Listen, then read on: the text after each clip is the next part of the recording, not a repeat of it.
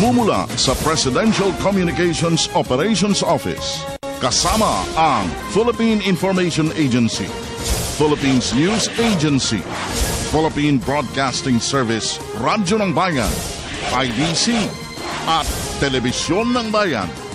Narito ang Radyo Vision.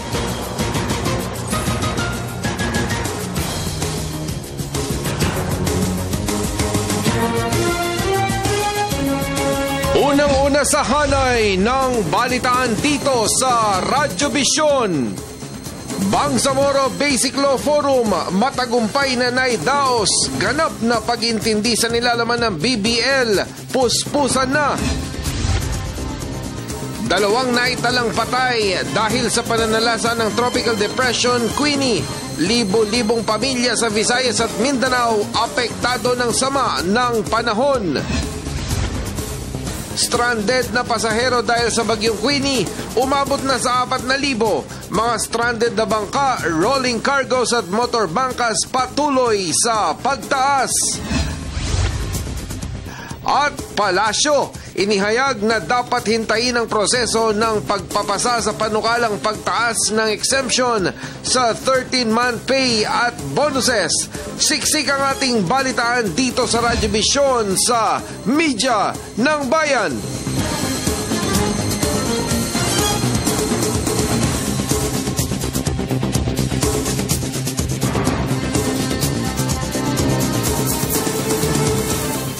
Mabuluhan, mapayapa, masaganang umaga Luzon, Visayas at Mindanao. Saan man kayo naroon, ano man ang inyong ginagawa sa mga oras na ito, subaybayan po ang kabuuan ng ating Radyo Vision sa Media ng Bayan ngayong araw na ito ng Biyernes, 28 de Nobyembre 2014. At syempre pa makakaagapay po natin sa ating PTV4 telestudio ang ating mutya, walang iba kundi si Zarina Luzuegro at si Haji Caaminio.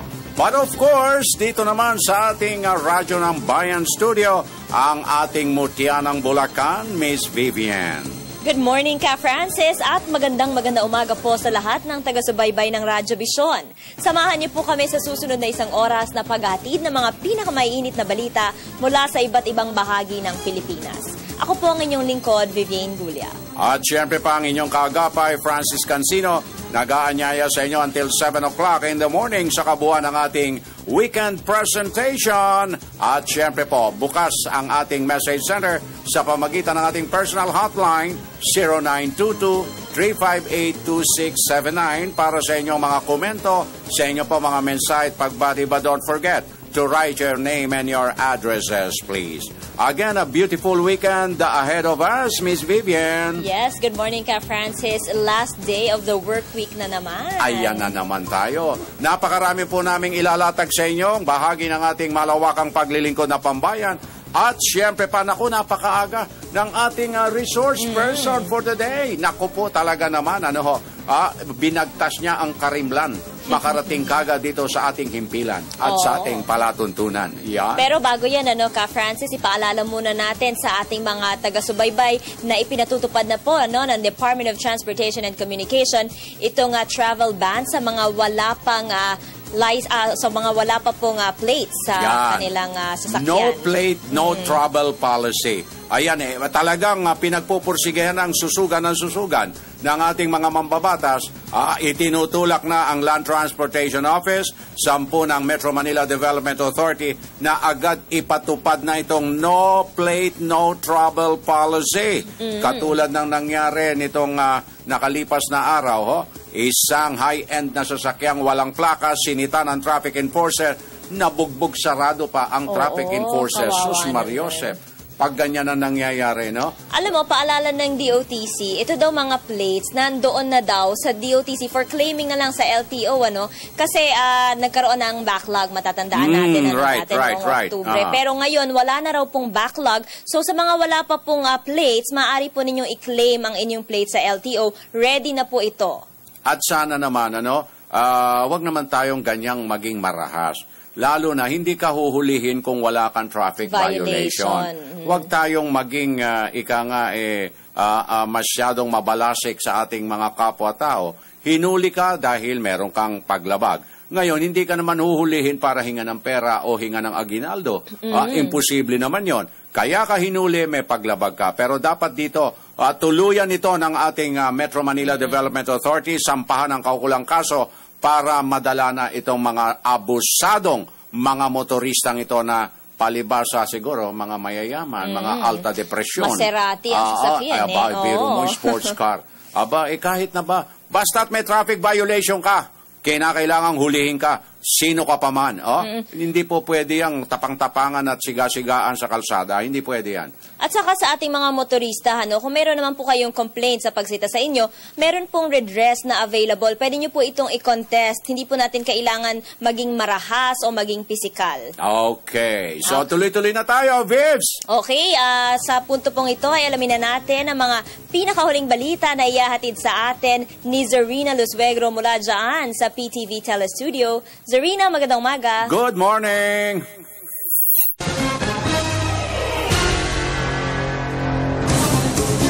Maraming salamat, Vivian at Francis. Magandang umaga, Bansang Pilipinas. Ngayon po ay ika-28 ng Nobyembre sa taong 2014. Narito na po ang mga balitang nakalap ng media ng bayan. Una sa ating mga balita, 2 na po ang naitalang patay sa pananalasa ng Bagyong Queenie sa Visayas at Mindanao. Ayon po sa Office of the Civil Defense Region 7, isa ang naitalang nasawi sa Cebu habang ang isa ay sa Bohol. Kinilala ang biktima sa Cebu na si Alona Baldado na nasawi matapos tangayin ng malakas na alon. Ang ikalawang biktima naman na taga Bohol ay isang mangingisda na kinilalang si Rosito Gavas Cotanda, 66 na taong gulang. Samantala, isang mangingisda naman ang pinaghahanapan ng mga otoridad sa Oslob, Cebu na kinilalang si Feliciano Look. Kaugnay nito, hindi madaanan ng mga motorista ang Cebu 4th District at Dalaguete, Cebu dahil sa matinding pagbaha. Habang 3 bahay naman po sa Hinatilan, Cebu ang sinira ng bagyo. Sa pinakahuling tala ng NDRRMC, umabot na sa mahigit 1,500 pamilya ang apektado ng Tropical Depression Queenie. Katumbas po ito na humigit kumulang 6,000 katao. Kaugnay naman po ng balitang ito ay halos 4,000 pasahero na ang stranded sa mga pantalan sa Visayas at Mindanao dahil sa Bagyong Queenie. Ayon sa Philippine Coast Guard, hindi pinayagang maglayag ang 120 bangka, mahigit 300 rolling cargos at 32 motor bangkas. Batay sa abiso ng Pag-asa DOST, otomatikong hindi pinapabiyahe ang mga maliliit na sasakyang pandagat sa mga lugar na nasa ilalim ng Signal Number 1. Layunin nitong matiyak ang kaligtasan ng mga pasahero mula sa banta ng malalakas na hangin at alon dulot ng bagyo.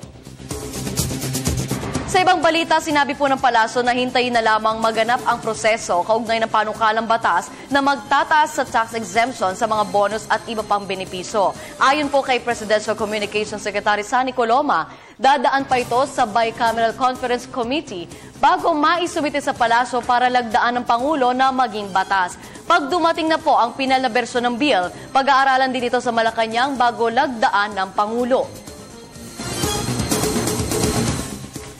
Hintayin po nating maganap ang mga proseso. Pagkatapos kasi may pasa ng 2 kamara yan, isasailalim pa nila sa Bicameral Conference Committee, tapos ibabalik muli sa House at sa Senate for separate ratification. Pag na-ratify, bubuuin nila yung batas, no?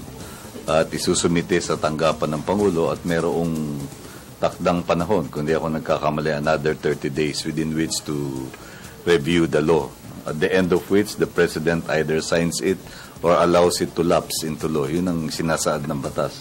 Sa panahong yan ay pag-aaralan ng masusi at katulad ng sa lahat ng pagkakataon, ang magiging batayan ng Pangulo ay ang pambansang interes at kung ang nilalaman ng batas na naipasa ay makakabuti sa nakararaming sektor ng ating mga mamamayan.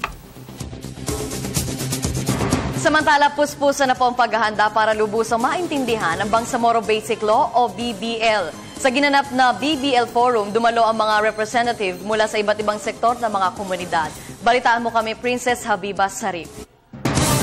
Naging matagumpay ang katatapos lamang na BBL Forum. Ito ang sinabi ng mga nag-organiza ng nasabing forum na dinaluhan ng mahigit kumulang sa 400 mga profesional at estudyante, mapamoro, Filipino o taga-ibang bansa.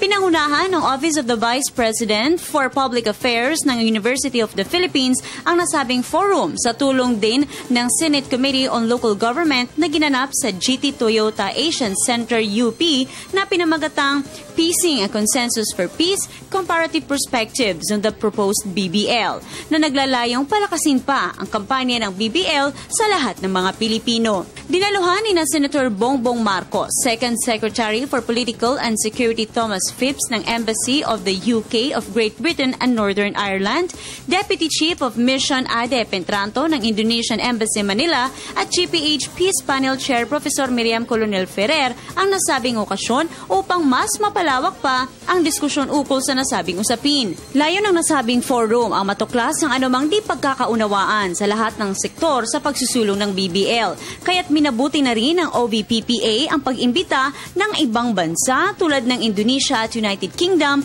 na dumalo at ibahagi ang kanilang naging karanasan na kahalintulad sa binubuong BBL. Sa pagkakataong umano nito, mas mabibigyan pa ng pagkakataon ng bawat Pilipino, lalo na ang mga Moro na dumalo, na makapagtanong at may bahagi ang kanilang pananaw sa naturang issue. Para sa Telebisyon ng Bayan, Princess Habiba Sarip. Kasabay naman po na muling pagbangon ng Tacloban sa hagupit ng Bagyong Yolanda, ano na kaya ang kalagayan ng mga housing project para sa mga kababayan nating naapektuhan ng sakuna? Balitaan mo kami, Sam Ramirez. May isang taon na ring nakatira si Marites Manyas, single parent sa tent city na ito sa Barangay 89, San Jose, Tacloban City. Mahirap ang buhay ng walang permanenteng bahay, ayon kay Nanay Marites, lalo na't 6 pa silang naninirahan sa isang tent na ito. Kaya na po mahirap, walang trabaho, tapos single parent pa, wala talaga. Kailan po kayo maililipat raw? Ewan ko. Parang ewan. Sa kauna-unahang joint hearing ng House at Senate Committee on Urban Planning, Housing and Resettlement, tinalakay ang isa sa mga matagal ng problema ni Nanay Marites, ang pabahay. Sa Tacloban City, target ang National Housing Authority na makapagpatayo ng 14,433 permanent housing units. Ngunit, nasa 574 pa lamang ang kanilang natatapos. Sa katapusan pa ng 2015, maito-turn over ang karagdagang 2,400 units. Paliwanag ni Assistant General Manager Froilan Capitan ng NHA. Natagalan kasi sila bago makapag-umpisa sa pag-survey. Hindi ba po pwede na yung 90% na na-award nyo, may katumbas na rin na notice doon sa mga titira para naman mapakita na natin na meron na silang pupuntahan na bahay na inaayos na ng national government. Gagawin po namin yan. In fact, nag-committee na po tayo ng Beneficiary Selection Committee at kung saan sila nagbubusisi ng mga master list. Ipinanukala naman ni House Committee Chairman Alfred Benitez ang community-driven approach kung saan bibigyan ng cash ang mga nawalan ng tirahan upang sila na mismo ang magtayo ng kanilang bahay. Pag binigyan natin ng tulong yan at in-assist ng national government, sila mismo ang magpapaganda ng bahay nila. No? So we could download it to National Housing Authority, and in our several meetings with the resettlement cluster, they have already accepted and agreed that we will venture into alternative construction of houses. Dagdag pa ni Benitez, dapat magbigay din ng technical assistance sa mga tao upang masigurong disaster resilient ang mga bahay na kanilang itatayo. Kailangan tumanin sila na magtayo ng bahay na hindi maganda, matibay, at siguro conforms the standards that we are looking for. Samantala, ipinanukala naman ni Senate Committee on Urban Planning Chairman J.V. Ejercito na magkaroon ng Oversight Committee upang masilip ang kalagayan ng rehabilitation and recovery efforts ng iba't ibang mga nasalanta ng sakuna. Para sa Telebisyon ng Bayan, Sam Ramirez, Tacloban City. At yan po mga may init na balita hanggang sa mga oras na ito. Sa ngayon, balik na tayo kay na Francis at Vivian sa Radyo ng Bayan Studio. Maraming salamat, Zarina Lusuegro at ka Francis. 14 minutos, 28 segundos makalipas ang alas 6. Nais lamang nating ipaalala, Vivian. Simula po ngayong araw ay ipatutupad na itong staggered mall hours. Ibig sabihin po nito, hindi na po regular na 10 a.m. to 9 p.m. ang mall hours. Iba-iba po per mall. Pero sa ngayon, meron po mga 11 a.m. to 11 p.m. Pwede na po yan. Pwede na kayong mag-mall. Huwag kayong magmadali. Mahabang oras hanggang alas 11 ng gabi ang ibang mga malls natin. Okay. Samantala, Vivian, yung ating aparador ng message center. Yes. May tungkulin din tayong mamamayan. Kapag nakakita tayo ng sasakyang walang plaka, tumawag ka agad sa 117. Para mahuli kaagad ang mga kriminal mula kay Ka Wilson ng Binondo, Manila. Okay. Okay, go. Ako naman, good day, Sir Francis, Ma'am Vivian. Malaking damage sa Duero, Bohol dahil sa bagyong Queenie. Higit po sa 50 bahay ang na-damage at dami rin pong partially damaged. Daming pump boat at sasakyan sa Mananagat ang nasira. Poncho Abuevo, Duero, Bohol. God bless us all. Thank you very much. Maraming salamat po sa inyong update, sir. At good morning po, Kuya Francis and Miss Vivian. Merry Christmas po in advance. Pabati po sa mga taga-Maramba, Owas, Albay ng advanced Happy Fiesta, especially sa Guzman family. Thanks po, Cindy po ito. At meron ding pabate ang ating anchor na si Zarina Lusuegro sa Jeans World for her shoes and for watching Radyo Vision, kina Lizelle, Angelica, Julio Ramil, at sa kasama nilang si Beth Castillo, Fatima Rosario, Eileen Baler, at Ann Sanggumay. Maraming salamat po. Okay, so sa puntong ito mga kaibigan, 16 minutos at 15 segundos makalipas ang alas 6 para sa unang bulusok ng ating Provincial Update. Bayan Patrol Report. Unahin natin ang ating radyo ng Bayan Calbayog with BJ Beso. BJ, mayong aga, konektado ka.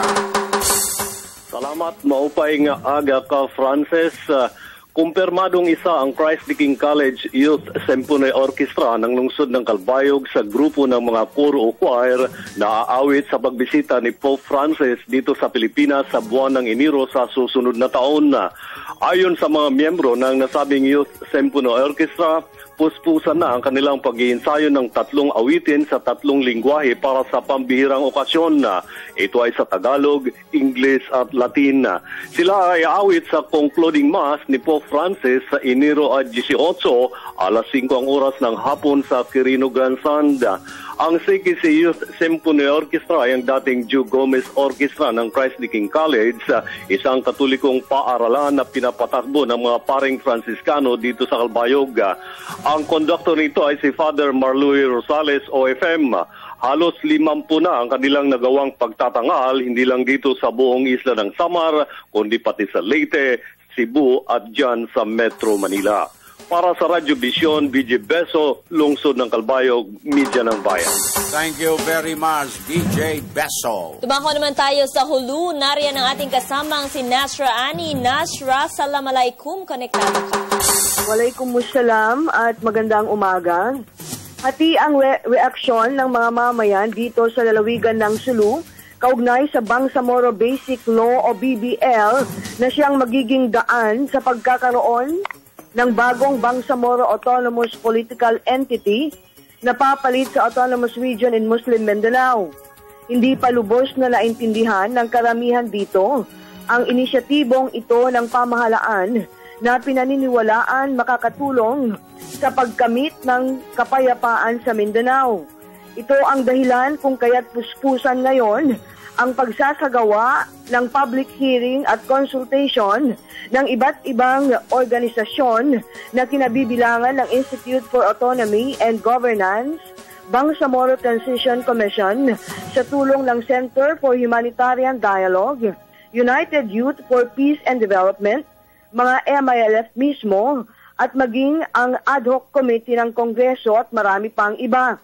Nasiyahan si Congressman Rufus Rodriguez ng Cagayan de Oro City, chairman ng ad hoc committee on the BBL ng House of Representatives, sa kinalabasan ng ginanap na public hearing at consultation sa multipurpose gym sa Capitol Patikul kamakailan lamang na dinaluhan ng daan-daang mga mamayan sa pangunguna ng mga local government official.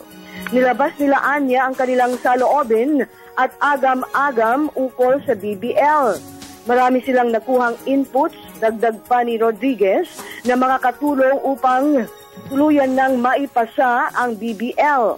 Naniniwala siya na kahit papano ay naliwanagan ang mga mamayan dito nang sa ganon ay matutulungan sila magdesisyon kung ano ang papaboran nila na mas higit na makakabuti.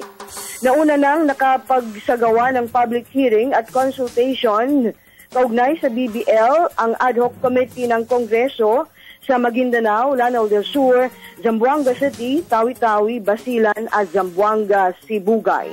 Para sa Radyo Vision, Nash Ani nag-uulat mula sa Holosulu, Media ng Bayan. Maraming salamat, Nasra Ani. Puntahan naman natin ang ating Radyo ng Bayan Tabuk with Hazel Gopay. Hazel, na imbaga bigat na kapsat, konektado ka. Naimbag nga bigat Pilipinas, nag-umpisa at nanggaling sa Wushu Sanda Team Kalinga, si medalist Jean-Claude Saclag na miyembro ngayon ng Philippine team. Ayon sa kanyang mentor na si Jude Saclag, 4 taon pa lamang nang mag-umpisang magsanay si Jean-Claude at unang sumabak sa Junior World Championship sa Singapore noong 2010. Una niyang nakamit ang kanyang bronze medal sa China sa Junior World Championship, bronze medal sa Senior World Championship at silver medal sa 2014 Asian Games noong Setyembre, at ang pinakahuli ay ang gold medal na naiuwi niya mula sa katatapos na 7th Sanda World Cup na ginanap sa Jakarta, Indonesia noong nagdaang linggo. Ngayon na miyembro siya ng Philippine team ay nakakatanggap siya ng buwanang incentive mula sa gobyerno habang ang pagpapatuloy ang kanyang pagsasanay para paghandaan ng mga international events sa susunod na taon. Ang kanyang kapatid na si Jude Saclag ay isang international judge makaraang nakapasa ng exams. Ibig sabihin, maaari na siyang maging judge sa mga international wushu events. Bilang tulong sa paghubog sa mga kabataan at upang mailayo sa anumang kapahamakan, mayroong libreng pagsasanay na pinamumunuan ni Jude Saclag dito sa lalawigan ng Kalinga para sa mga batang nais pag-aralan ang larong wushu. Ang Wushu Sanda Team Kalinga ay mayroong 200 miyembro. Para sa Radyo Vision, Hazel Gopay, DZRK Tabuk, Media ng Bayan. Thank you very much, Hazel Gopay. At sa oras na 22 minuto makalipas ang 6 ng umaga, alamin na natin mga kaibigan ang lagay ng mga pangunahing kalsada dito sa Metro Manila. Makakasama natin si Haji Camino. Haji, magandang umaga. Good. Magandang umaga Vivienne at Francis, at magandang umaga Luzon, Visayas at Mindanao. Sweldo na naman, kaya naman tingnan natin kung excited na ang mga motorista sa kanilang pagtungo sa kanilang mga opisina sa tulong ng MMDA Traffic Metro Base.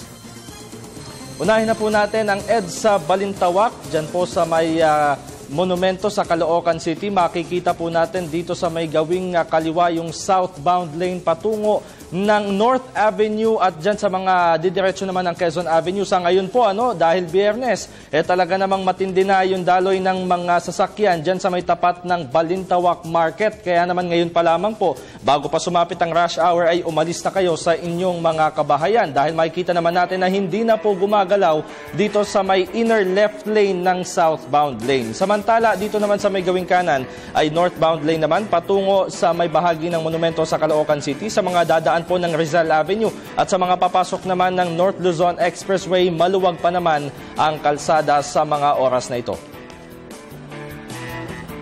At puntahan naman natin po ngayon itong bahagi ng EDSA Ortigas Flyover. Bagamat hindi po masyadong makita ito pong CCTV ng MMDA, makikita naman po natin dito sa may gawing kanan na meron lamang pong stop and go signal sa mga sandali pong ito, dahil yan po yung tinatawag po natin na meron pong stoplight dito sa may intersection. At samantala, yung mga nanggagaling naman po ng flyover, makikita naman po natin sa mga patungo ng southbound lane going to SM Mega Mall na mabilis pa naman po yung daloy ng mga sasakyan sa mga sandaling ito.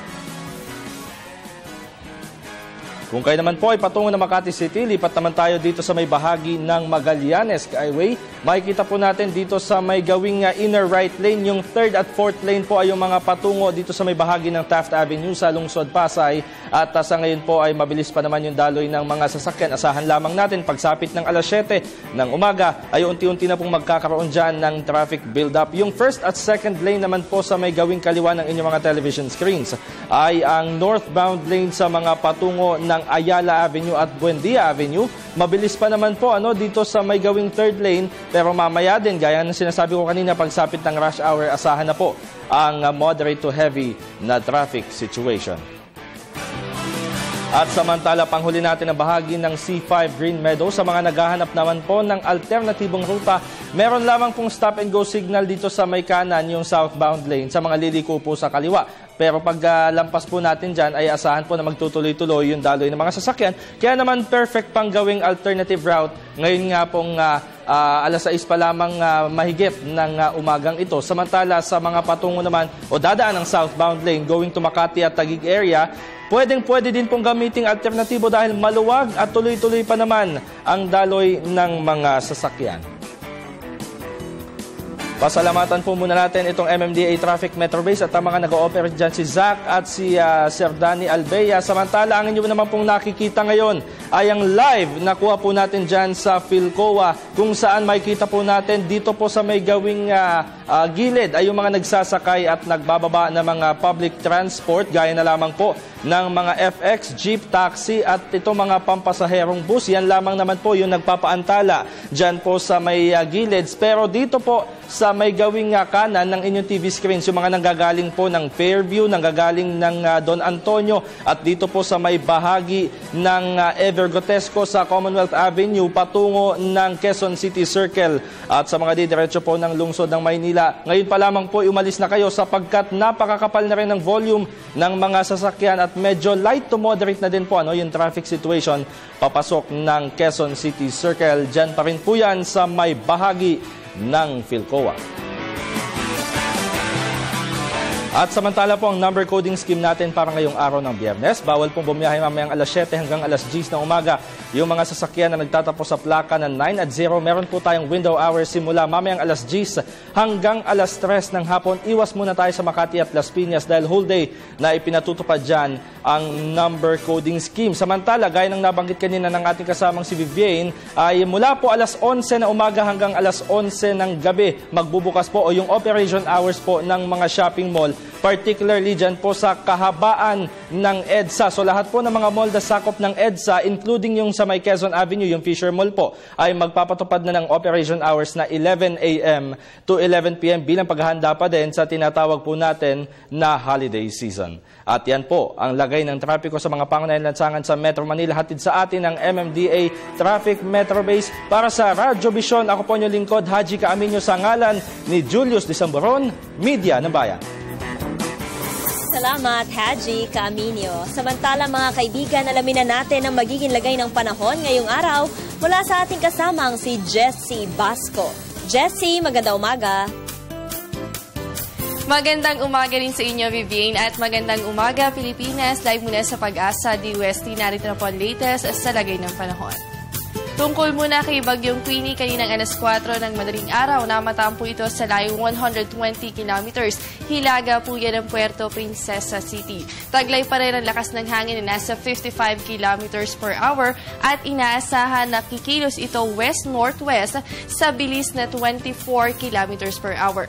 Sa ngayon, nakataas po ang Public Storm Warning Signal number 1 dito sa may Palawan. Kasama po dyan ang Calamian Group of Islands at Puyo Islands. Asahan po sa mga areas na nabanggit ang 30 to 60 kilometers per hour na hangin, ganun din po ang moderate to heavy rains. Samantala sa ating forecast, dahil nga po kay Bagyong Queenie, ang probinsya ng Palawan, makakaranas po kayo ng maulan na panahon na may kasamang pagbugso ng mga hangin. Samantala, dahil po dito kay Bagyong Queenie, pinaiigting po nito ang hanging amihan o northeast monsoon, kaya naman po ang Metro Manila kasama ang Central Luzon, Calabar Zone, ganun din po ang probinsya pa ng Mindoro. Asahan po natin dyan ang mga mahihina hanggang sa katamtamang pag-ulan. Dito po sa may Ilocos, kasama ang Cordillera at Cagayan Valley, makakaranas naman kayo ng mga mahihinang pag-ulan, dulot po yan ng hanging amihan. Sa natitirang bahagi ng bansa, dito po sa may Visayas hanggang dito sa may Mindanao area, makakaasa na po kayo sa pagganda ng panahon sa mga susunod na oras, pero posible pa rin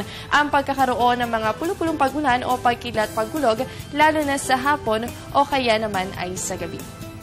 At yan muna ang data sa lagay ng panahon para sa Radyo Vision, live mula sa Pag-asa DUST. Ako po ang inyong weather body, Jessie Basco, Media ng Bayan. Salamat, Jessie Basco. 29 minutos, 29 segundos na makalipas ang alas 6. At Vivian, paraanin natin muna ang ilang pang mga text messages. Hello Kuya, morning, greet ko lang po. Ang akong mga anak na sila Cassie J. Matas, Cassie Jean Matas, o si Dom Kaiser Matas. Greet from Ronnie Matas ng sa Lantapan, Bukidnon. Maraming salamat po. Salamat. Yes, good day, M. Ka Francis, yung traffic violator na si Inko ay dapat parusahan. Kitty Hawk ng Lucena City. Good day, M po. Pakibati lang po si Vice Mayor Polly Molbog ng Marinduque. Thank you po at regards. At maayong buntag kaninyo Ma'am Vivian ug Ka Francis sa tanan nga mga personahe sa Radyo Vision. Daghang salamat sa inyong makahulugang programa sa telebisyon. Mabuhay po kayo. Kami pa rin dito, Rochelle at Ram Ipil Province of Sibugay, Mindanao. Good day, M. Ka Francis. Pakibati lang po ng Merry Christmas ang mga kapatid ko sa Bamboo Organ, Las Piñas, Orlan family at Bacuetas family sa Molino, Bacoor, Jocelyn Rosete at 2 kids, Sander and Hilary Rosete from Evelyn Nikicart, Sulat, Eastern Samar. Okay, binabati natin. Maraming salamat sa inyong patuloy na pagsubaybay at pagsuporta sa ating Radyo Vision sa media ng bayan. Samantala, 30 minutos 55 segundos. Makalipas ang alas 6, paranin muna natin ang ilang paalala mula sa inyong himpilan.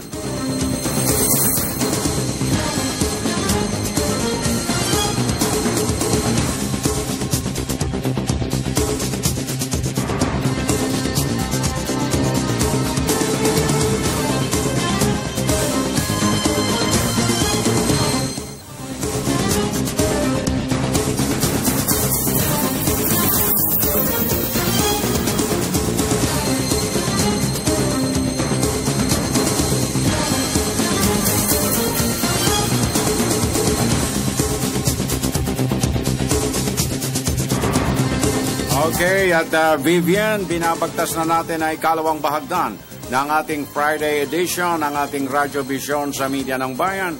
At this point, narito na naman ang ikalawang bulusok ng ating Provincial Roundup. Bayan Patrol Report! Unahin natin ang ating Radyo ng Bayan Ilocos Sur with Omar Anthony Aquino. Omar, na imbagabigat, konektado ka.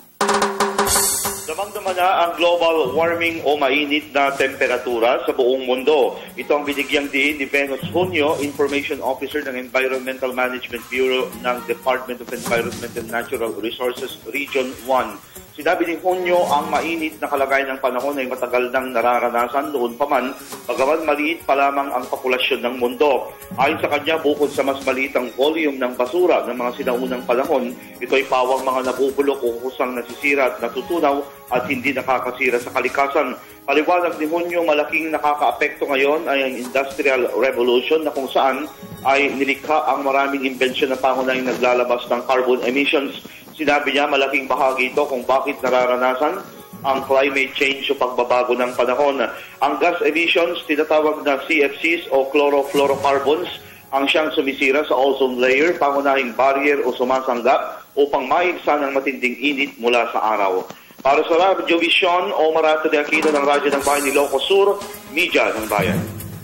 Thank you very much, Omar Aquino. Dumako naman tayo sa Palawan. Nariyan ang ating kasamang si Damian Lacasa Jr. Damian, magandang umaga. Konektado ka.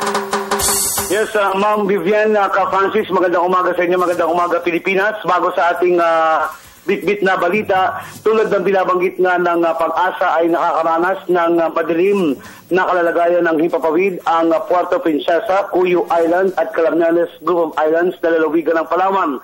Kaya naman kahapon pa ay handa na ang Provincial at City Disaster Risk Reduction Management Council sa anumang po pwedeng maidulot ng bagyong Queenie, at ang lalusod ng Puerto Princesa ay itinayo na sa signal number 1. Samantala sa ating balita, kasado na ang 150 milyong pisong pondo para sa street lighting project sa lungsod ng Puerto Princesa para sa susunod na taon. Sa itinatawag na Breakfast with the Fourth Estate ang media, inilatag ni Puerto Princesa City Mayor Lucilo Bayron ang mga programang ipatutupad ng apuradong administrasyon para sa taong 2015. Kasama na dito ang papapailaw sa marami pang kalsada sa syudad na tila napababayaan umano ng mahabang panahon. Katunayan itong nakalipas na Lunes, ikinasa ang inaugurasyon ng TSU Road Street Lighting Project na sa tulong ng isang Korean company ay napailawan ang naturang kalsada ng halos kukonti lamang ang ginugol na pondo ng city government. Sa naturang pulong pambalitaan sa lokal na mga mamamahayag sa lungsod, binigyan din ng alkalde na marapat lang na maging maliwanag ang lahat ng kalsada sa syudad, lalo pat tuloy-tuloy ang pagunlad ng ekonomiya at turismo ng Puerto Princesa, kalinsabay ng linggo-linggong pagdaong ng iba't ibang luxury cruise ship sa pantalan ng syudad. Siniguro ni Mayor Lucilo Bayron na sa ngayon na inihahanda na ng City Lighting Division ang konkretong plano para agarang maikasa ang naturang street lighting project na mas makakainganyo sa mga investors na mamuhunan sa lungsod ng Puerto Princesa. Para sa Radyo Vision, mula sa pinakamalinis na lungsod sa bansa, Puerto Princesa City, mula sa DWRM Radyo ng Bayan, Palawan, ako si Damian Lacasa Jr., Media ng Bayan. Maraming salamat, Damian Lacasa Jr. At puntahan natin ang ating Radyo ng Bayan, Marawi City with Baishora Abdullah Zarigala. Baishora, Mapia Kapipita, konektado ka. Yes, maraming salamat sa Mapia Kapipita, Sir Francis at kasama ang Vivian. Assalamualaikum, Filipinas. Pinangunahan ni Cagayan de Oro 2nd District Representative Rufus Rodriguez ang ginanap na public hearing on House Bill No. 4994 o mas kilala sa tawag na Bangsamoro Basic Bill dito sa lungsod ng Marawi kahapon. Kasama ni Rodriguez na siyang chairman ng Committee on Bangsamoro Basic Law ng House of Representatives ang mga kongresista mula sa 5 probinsya ng Autonomous Region in Muslim Mindanao at ilang miyembro ng komitiba. Ipinaliwanag ng mga mambabatas na ito sa lahat na Bangsamaranaw na dumalo sa naturang public hearing ang kanilang pagsisikap na maipasa ang panukalang batas para sa Bangsamoro. Tinanggap din ng komitiba ang mga mungkahi para sa draft ng BBL mula sa iba't ibang sektor ng lipunan sa nasabing lungsod at sa probinsya ng Lanao del Sur. Kabilang dito ang pagtatag ng Lake Lanao Development Authority, isama ang Lake Lanao bilang energy resource, Sultan at Sindiwali ang titular head ng Bangsamoro, pagbibigay importansya sa mahalagang papel ng mga traditional leaders tulad ng mga Sultanate ng Sulong, Maguindanao, Raja Boyaan at Panao. Pagtatag ng Bangsamoro Career Executive Board at maging bahagi ang mga kabataan sa 10% na sectoral seat sa Bangsamoro Parliament. Tumalo rin sa public hearing na ito ang mga miyembro ng Bangsamoro Transition Commission at ng representante ng Office of the Presidential Advisor on the Peace Process. Kumpiyansa si Rodriguez na hindi mangyayari sa BBL ang nangyari noon sa Memorandum of Agreement o Ancestral Domain o MOA-ED kung saan nagpirma na ang magkabilang panig ngunit pagdating sa Korte Suprema ay diniklara itong unconstitutional. Aniya sa MOA-ED walang isinagawang consultation pero itong BBL ang may pinakamaraming public hearings na isinagawa para lang dito sa isang panukalang batas. Para sa Radio Vision, Sora Abdullah Sarigala, Islamic City of Marawi, Media, ang Bayan. Thank you very much, Sora Abdullah Zarigala. Sa ating Provincial Roundup, nagatid sa ating orasan 40 minutos.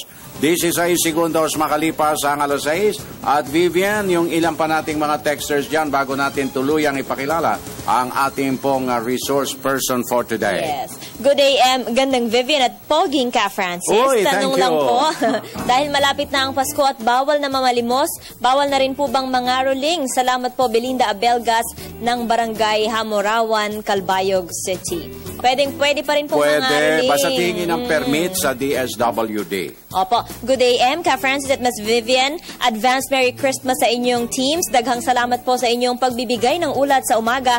Bakit po wala si Loverboy Julius Isamburon ngayon? Sana may mga inspiring quotes siya sa morning. Thanks po, Diaz and Dizon family from Bacolod City. Number 1 po kayo dito. Maraming salamat po sa inyo. Si Julius po ay may coverage out of town.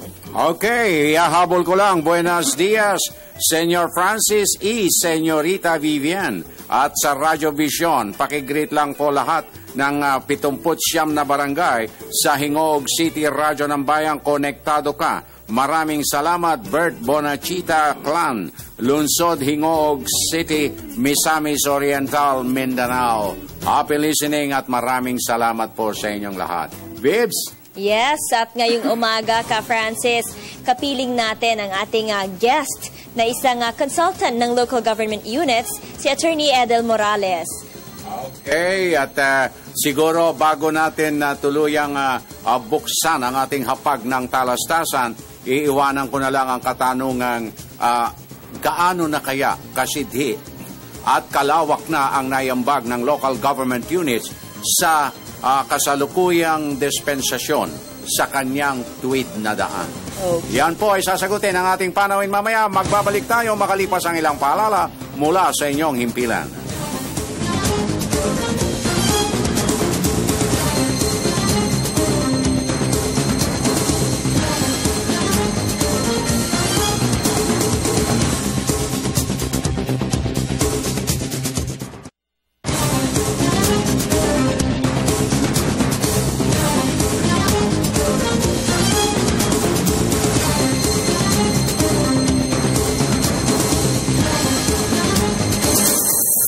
Okay mga kaibigan, tuloy-tuloy na tayo at muli salubungin natin ang isang maganda, mapayapang umaga ang ating pong panauhin, Bibs. Yes, kapiling po natin ngayon at sa punto pong ito ay makakapanayam na natin si Attorney Edel Morales, consultant ng LGUs. Magandang umaga po sa inyo, sir.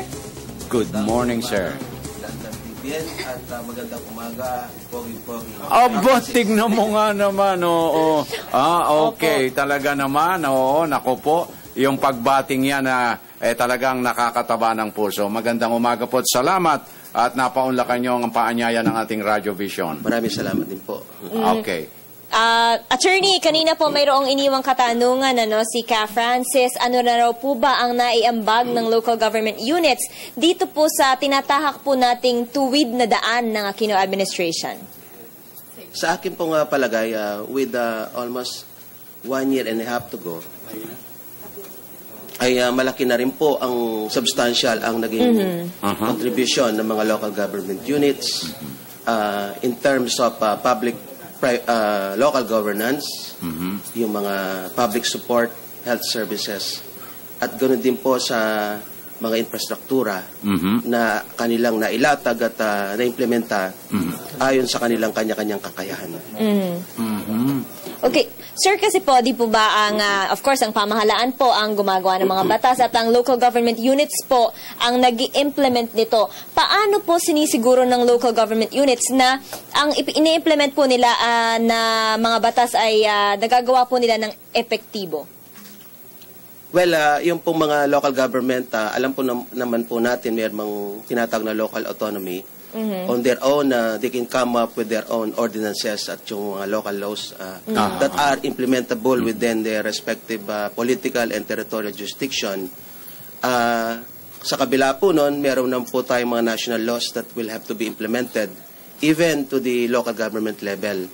At dito po nakikita na napakahalaga ang tinatawag na synergy, yung pong networking and cooperation sa isang banda, yung local government unit, at sa isang banda po, yung national government.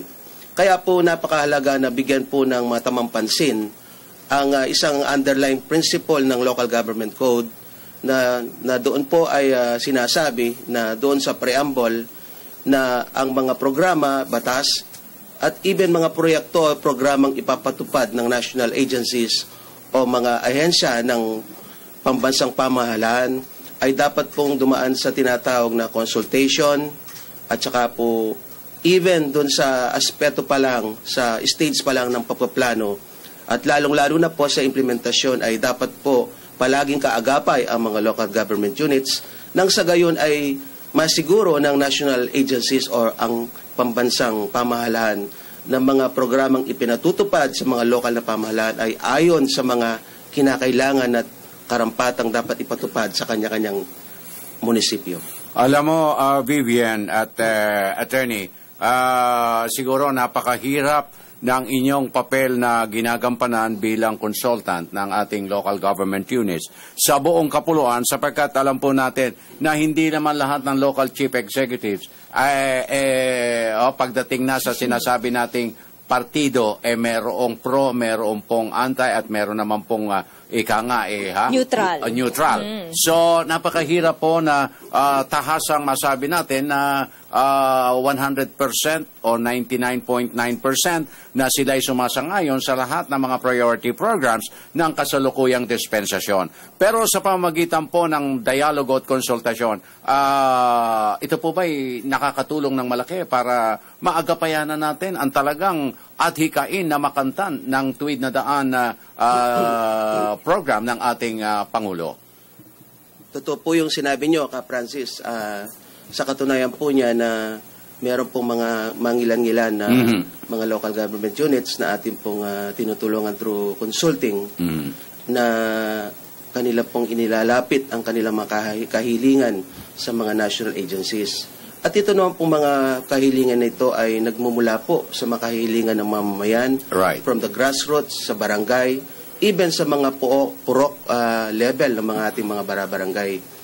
At ako naman po ay naniniwala na sa kasalukuyang dispensasyon ay hindi naman po sinisino o tinitingnan muna kung kakampi, kapartido, kaalyansya, ka-political party o whatever, kung hindi base po sa tuwid na daan na ipinakunukala at ipinatutupad ng ating Pangulo ay nararanasan po namin based on experience na parehas naman po ang treatment sa lahat ng local government units.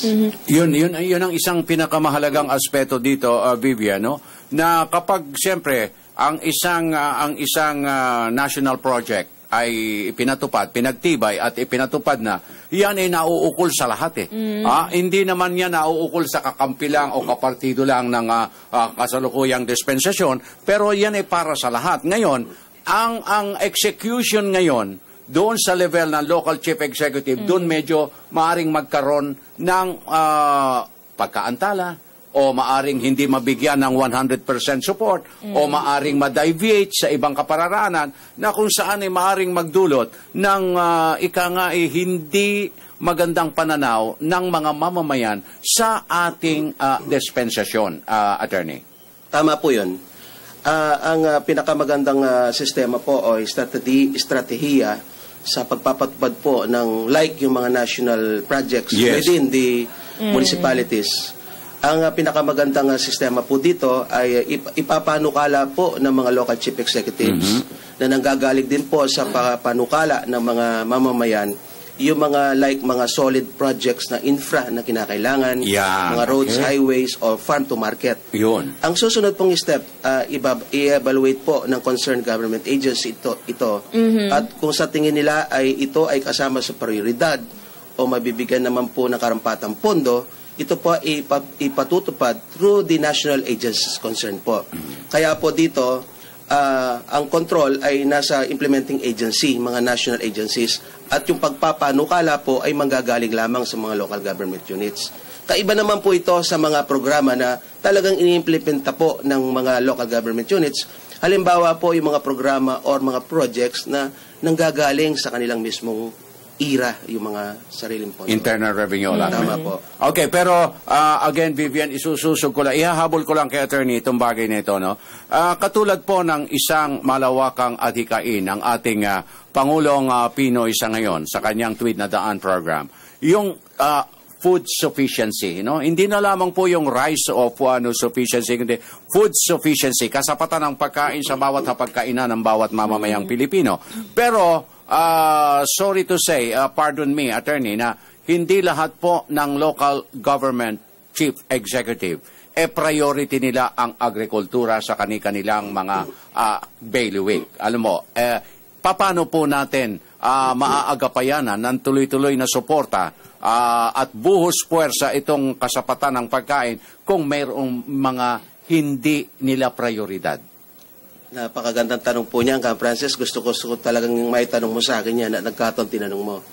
Alam niyo po, ang ating bansa ay nagsimula po yan. Basically, yung ating bansa po ay mga agricultural economy po, yung mga munisipyo dito. Right. Nag-start po tayo sa agrarian system hanggang sa tenancy.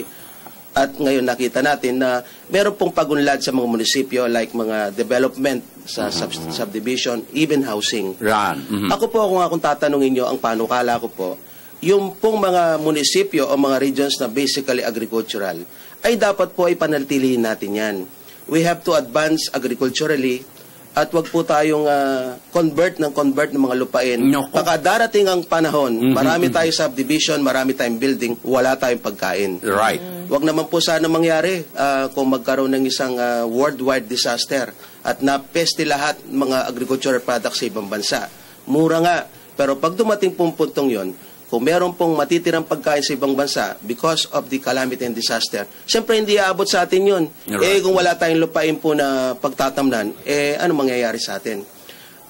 Classic case ito pong munisipyo na kung saan po ako nagkukonsult yung Magalang. It's basically Pampanga. It's basically ang agricultural economy. Ako po, kung akong tatanungin mo dyan, the agricultural land na meron tayo, i-preserve po natin yan and improve productivity through agricultural technology. Kasi marami namang lupain dyan na hindi talaga arable, hindi productive for agricultural purposes. Yan po ang develop natin into housing, light industries. Pero yung mga fertile and even productive agricultural land, ay ipreserba na po natin yan for future generation at ito po ay pagkukunan natin ng pagkain. Aha, kasi baka dumating yung pagkakataon, Vivian.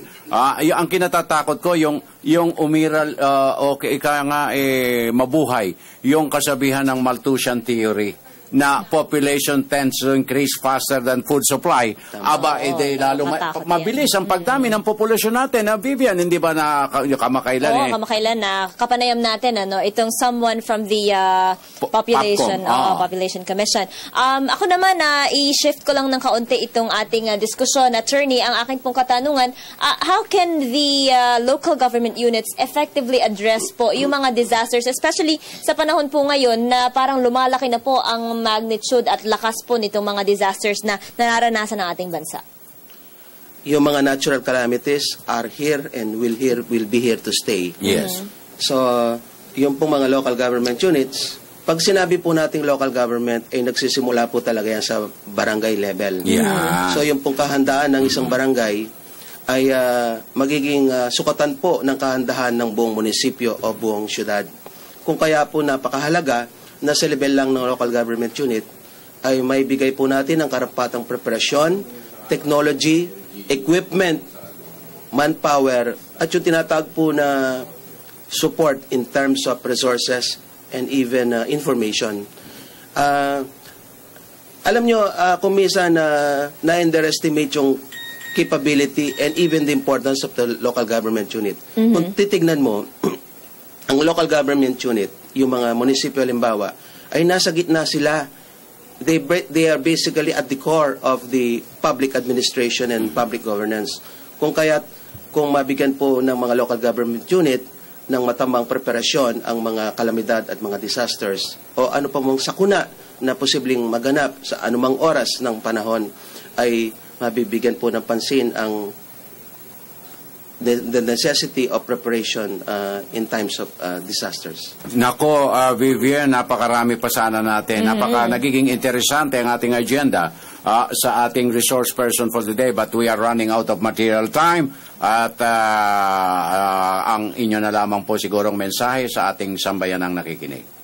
Unang-una po, nagpapasalamat po tayo at hinili po na mga local government units na magkipag-ugnayan sa national government. At ganoon po sana yung ating pambansang ahensya ng mga gobyerno ay mabigyan po sana ng karampatang suporta ang mga ating local government units down to the barangay.